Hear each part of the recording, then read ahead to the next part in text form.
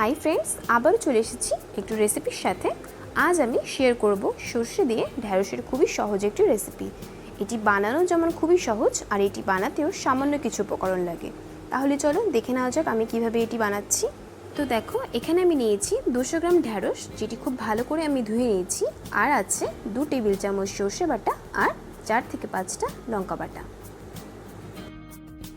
তো প্রথমে আমি যেটা করব সেটা হলো ঢ্যাঁড়সের উপর ও নিচ কিছুটা কেটে এইভাবে ফেলে দেবো, দেখো এরমভাবে।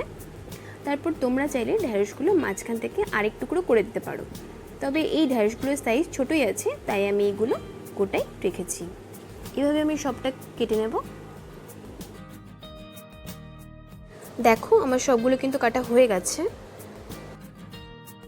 এবার আমি কড়াই বসিয়ে তাতে 2 টেবিল চামচ সর্ষের তেল দিয়ে তেলটা ভালো করে গরম করে নিয়ে তাতে আমি কেটে রাখা ঢ্যাঁড়সগুলো দিয়ে দিলাম। ঢ্যাঁড়সগুলো দিয়ে হালকা নেড়ে চেড়ে দিয়ে দিচ্ছি হাফ চামচ হলুদ গুঁড়ো আর দিচ্ছি স্বাদ মতো লবণ।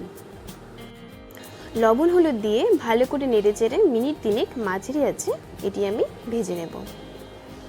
এবার আমি দিচ্ছি সর্ষে ও লঙ্কার পেস্টটা, আর দিচ্ছি সামান্য পরিমাণ হলুদ, আর দিচ্ছি সামান্য পরিমাণ লবণ। সর্ষে বাটাটা দেওয়ার পর ভালোভাবে মিশিয়ে 2 মিনিট মাঝারি আছে এটি আমি কষিয়ে নেব।